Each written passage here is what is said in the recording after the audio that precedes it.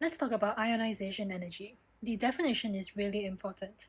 Ionization energy refers to the amount of energy required to remove 1 mole of electrons from 1 mole of gaseous atoms to form 1 mole of singly charged gaseous cations. There are a couple of things that we need to take note of, including the molar ratio. So the electrons, atoms, and singly charged cations are all in 1 mole. Secondly, the state is also very important, of which the atoms and cations are both gaseous, but take note that electrons have no state. So gaseous electrons is an incorrect statement. The definition I've given here specifically is for first ionization energy, and we'll look at other ionization energies later in this video. Understanding the factors that affect ionization energy is an important skill, the first being nuclear charge and the second being shielding effect. Nuclear charge refers to the number of protons within the nucleus, while shielding effect refers to how strongly inner electrons repel the valence electrons from the attraction of the nucleus. To understand how these two factors come into play, let's look at the Bohr model of the sodium atom. I'll represent the nucleus with the elemental symbol Na. Then we have the first electron shell holding 2 electrons, the second electron shell holding 8 electrons, and the third electron shell holding just 1 electron. The first ionization energy is the energy required to remove this 1 electron in the third electron shell. The nucleus is positively charged due to the protons, while the electrons are negatively charged. And just like a magnet, opposite poles attract each other, so the positively charged nucleus attracts the negatively charged electrons. This attraction I've denoted here as a blue arrow. But we can see that there are some electrons in the two inner shells that are between the nucleus and the valence electron. In other words, they are shielding that valence electron from the attraction of the nucleus. We can thus think of shielding effect as the number of electrons in the inner shells of the atom, although it is in fact a little bit more complicated than that, as we'll see later in this video. To check your understanding of this, let's try a simple question. Which first ionization energy do you think would be higher, sodium or magnesium? We can solve this by looking at the nuclear charge and shielding effect of both atoms. For nuclear charge, we consider the number of protons. For sodium, that is 11, and for magnesium, it's 12. Then let's consider the shielding effect. Both sodium and magnesium are in period 3, so they both have 2 inner electron shells. These electron shells hold 2 electrons and 8 electrons respectively, giving both atoms a shielding effect of 10. So the full explanation for comparing the ionization energy of these atoms goes like this. Magnesium has a higher nuclear charge than sodium, since it has a higher atomic number. However, as they both are in the same period, they have the same number of inner electrons, and shielding effect is roughly constant. The attraction between the magnesium nucleus and the valence electron to be removed is greater than that of sodium. Thus, more energy is required to remove the valence electron of magnesium, and the first ionization energy of magnesium is greater than that of sodium. Take note that this explanation only works if we are comparing ionization energy of the elements in the same period. Let me just highlight some important marking points. First, we compare nuclear charge, then shielding effect, then how these affect the attraction of the nucleus and the valence electron to be removed, how that affects the amount of energy required to remove the valence electron, and finally how this impacts the first ionization energy. Using these skills, let's try another question. Describe and explain the trend in first ionization energy across period 3. Take a couple of seconds to attempt this question, and I'll be back to provide you with the answer. Here is the final answer. Across period 3, nuclear charge increases as proton number increases. Shielding effect remains relatively constant due to the same number of inner electrons. The attraction between the nuclei of atoms and the valence electrons to be removed increases. More energy is thus required to remove the valence electron, so the first ionization energy increases across period 3. Pay attention to the same points that we utilized earlier. First, we discussed nuclear charge increasing, then shielding effect, then the attraction between the nuclei and valence electron, how this affects the amount of energy being required, and lastly, ionization energy. Again, these pointers only apply to changes in ionization energy when we're comparing atoms within the same period. One more point I'll make here is the term relatively constant. As I mentioned, shielding effect refers to the number of inner electrons. However, shielding effect is actually a little bit more complicated than that, as it is also influenced by the number of electrons even within the same electron shell. However, when we're discussing ionization energy within the same period, this effect is not as pronounced, and we only have to mention that shielding effect is relatively or roughly constant.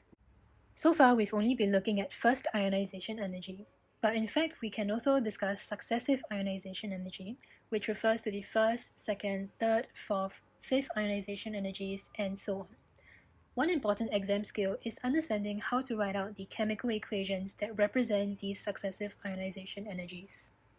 Let's refer back to the definition of the first ionization energy, which is the amount of energy required to remove 1 mole of electrons from 1 mole of gaseous atoms to form 1 mole of singly charged gaseous cations.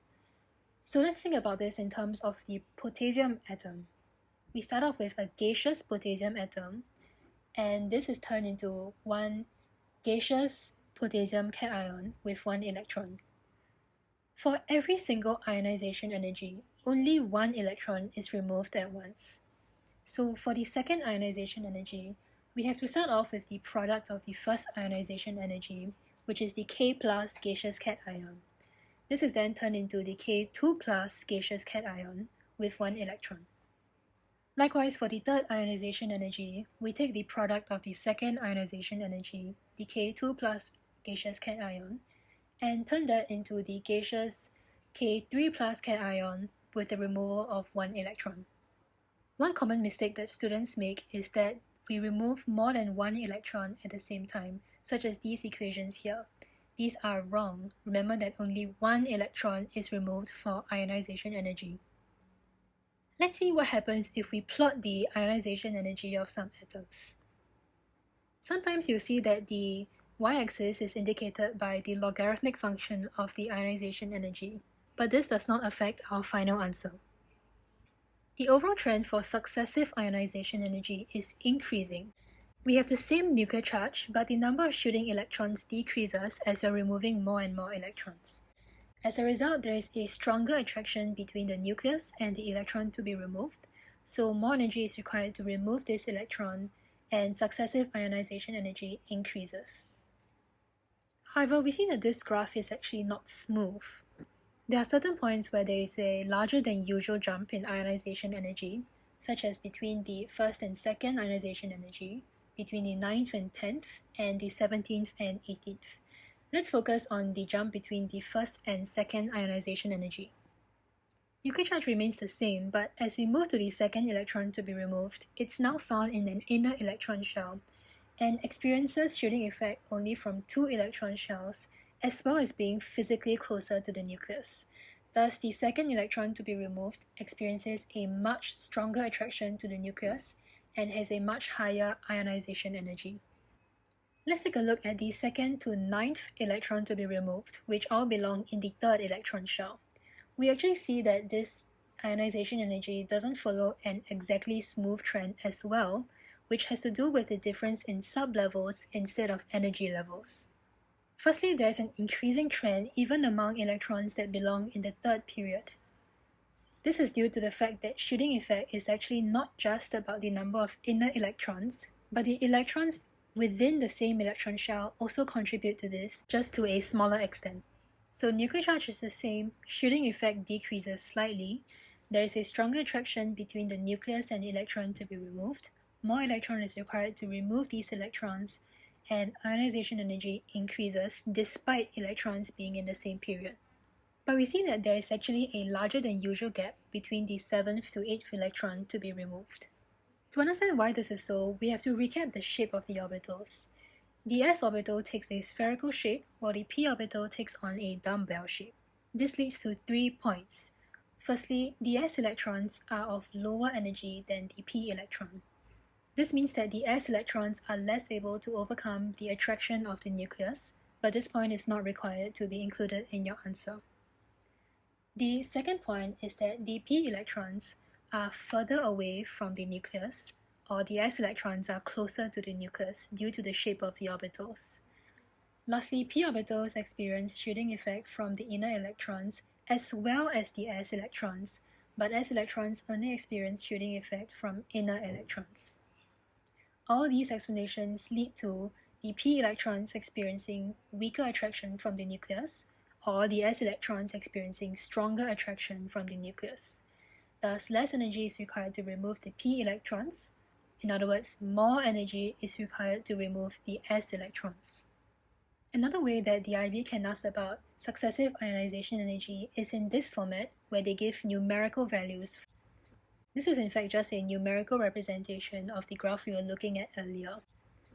Some questions the IB can ask about this is why there's an increasing trend, or they could also ask you to deduce the group number of the element or what kind of stable ion this element would form. Let's focus on the group number of the element. We can find a group number from the number of valence electrons in that element. For instance, sodium has 1 valence electron, thus it belongs in group 1. Halogens have 7 valence electrons, so they belong in group 17. Going back to the graphical representation of this, when we see that all of the valence electrons have been removed, there will be a large jump in ionization energy for the next electron to be removed. This is due to the next electron being in an inner electron shell which is closer to the nucleus.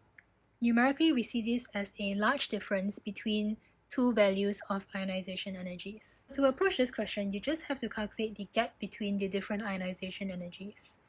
Between the first and second ionization energy, there is a difference of about 900. Between the second and third, about 1000. Between the third and fourth, about 2000.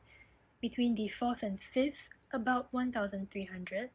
And between the fifth and sixth, there is a large difference of about 16,000.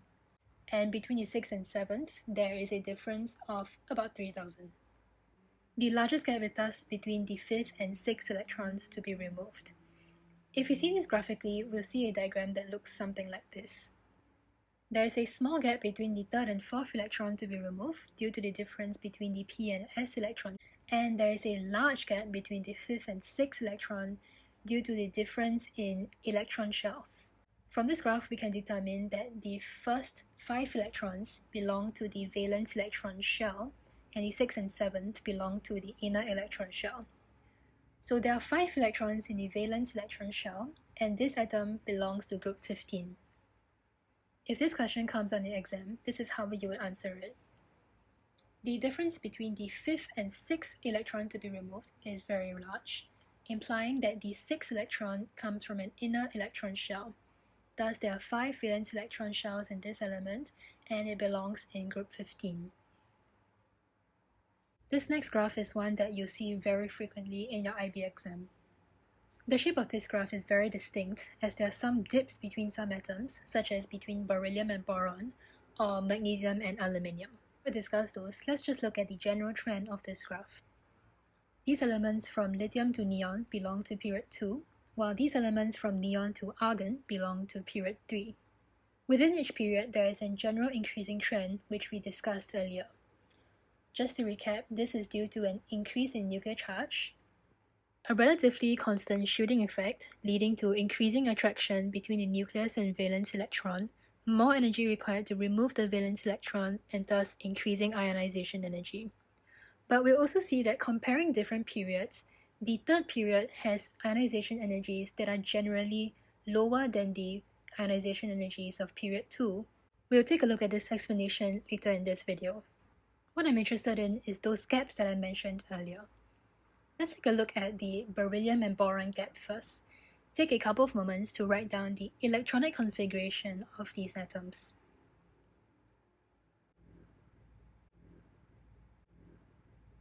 Beryllium has an electronic configuration of 1s2, 2s2, while boron has one additional electron in the 2p sublevel.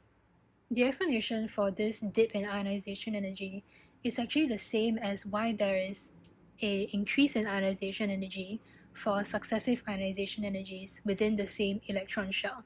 So let's recap that. The 2s electron in beryllium has a lower energy than the 2p electron in boron. Secondly, the 2p electron in boron is further away from the nucleus than the 2s electron in beryllium. And lastly, the 2p electron experiences additional shielding effect from the 2s electron. All these results in a weaker attraction between the boron nucleus and the 2p electron compared to that of beryllium. Thus, less energy is required to remove the valence electron of boron.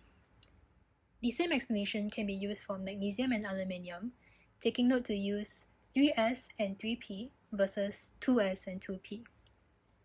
Then we have the second dip between nitrogen and oxygen, as well as phosphorus and sulfur.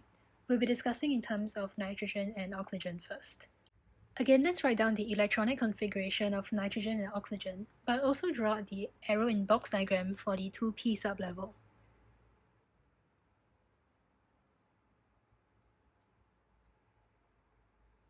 Here is the correct electronic configuration and arrow in box diagram.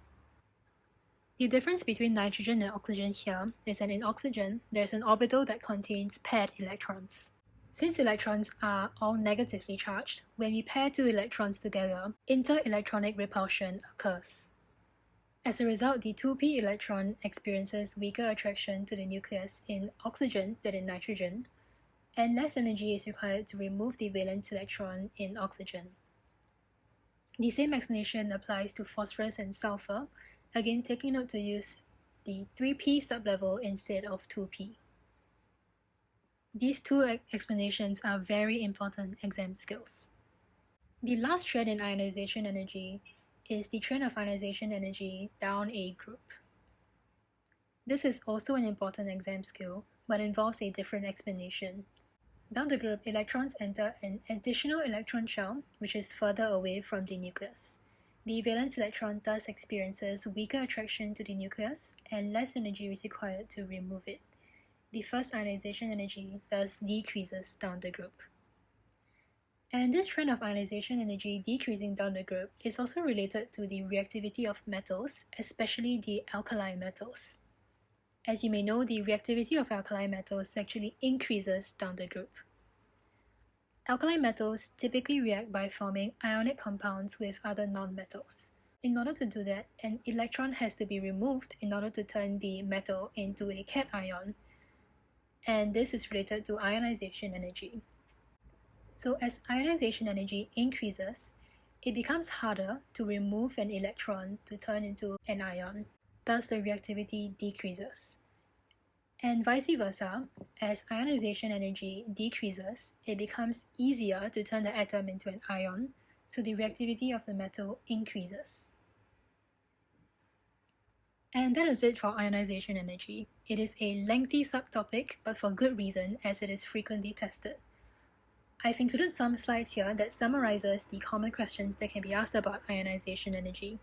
Feel free to take a screenshot to refer to it in the future, and I hope to see you in the next video.